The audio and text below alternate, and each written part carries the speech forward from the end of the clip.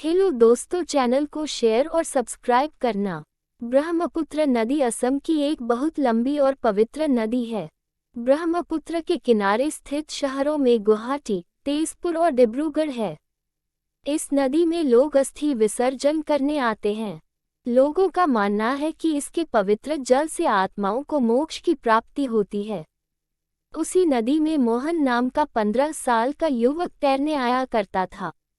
मोहन अपनी तैरने की गति से ब्रह्मपुत्र नदी को 20 मिनटों में ही पार कर लेता। उसकी यही खूबी डिब्रूगढ़ गांव के लिए गर्व और उसकी मां के लिए चिंता का विषय था।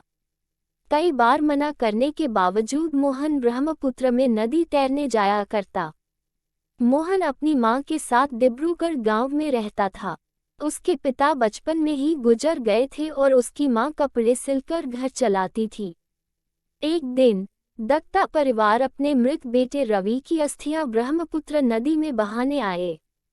उसी वक्त मोहन भी तैरने कूदा और नदी में प्रवाहित रवि की अस्थियां जल में बहते बहते मोहन के शरीर पर लग गई। इस बात से अनजान जब मोहन नदी से बाहर आया तो उसने अपने शरीर पर जगह जगह राख देखी, जैसे उसने राख से स्नान किया हो। मोहन ने फिर से नदी में कूद के अपने शरीर से राख धो डाली, पर सिर्फ राख धो देने से मुसीबत खत्म नहीं होती। इस बात से मोहन अनजान था और कपड़े पहनकर वापस घर चला गया। रात के 1 बजे अचानक मोहन चिल्लाने लगा, मुझे इंसाफ चाहिए, वरना किसी के लिए ठीक नहीं होगा।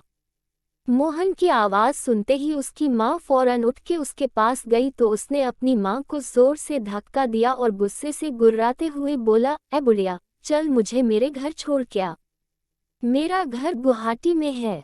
आप पढ़ रहे हैं राख हॉरर स्टोरी। मोहन का ऐसा हाल देख उसकी माँ बहुत डर गई थी। उसी वक्त उन्होंने पड़ोस के लोगों को अपने घर में इकट्ठा किया। पड़ोसियों ने मोहन की हालत देख के कहा, जरूर इसको किसी की नज़र लग गई है, क्योंकि यही गांव में तेजी से ब्रह्मपुत्र जैसी नदी पार कर सकता है।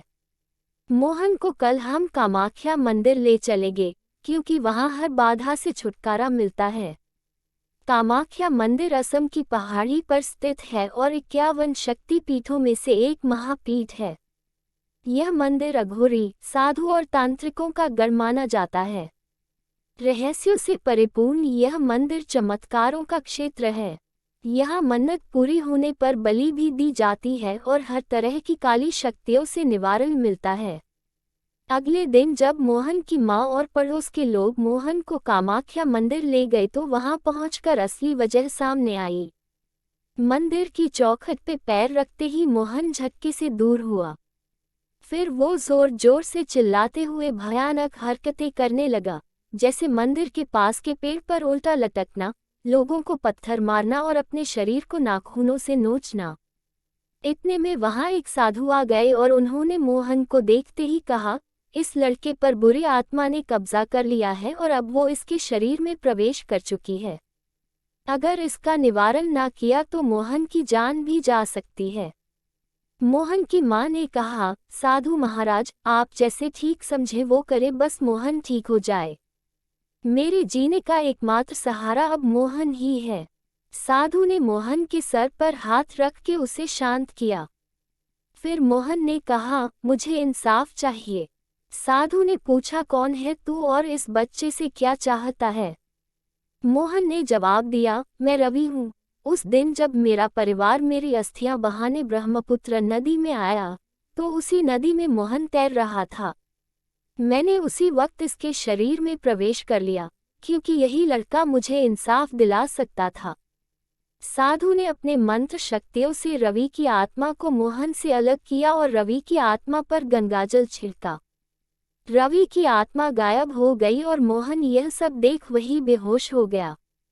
साधु ने अपनी सिद्धियों से इस घटना का पता लगाया और मोहन की मां से कहा, जब किसी का अस्थि विसर्जन हो रहा हो तो राख में आत्मा का वास होता है। मोहन से यही गलती हुई। जब रवि का अस्थि विसर्जन हो रहा था तब मोहन उसी वक्त ब्रह्मपुत्र नदी में तैर रहा था और रवि की राख मोहन के शरीर पर लग गई और इस तरह रवि को मोहन के शरीर में प्रवेश करने मिल गया। यह सुनकर वहां मौजूद सब लोग हैरान हो गए और मोहन की मां ने मोहन को कामाख्या देवी का आशीर्वाद दिलाया। दोस्तों, चैनल को शेयर और सब्सक्राइब करना ना भूलें।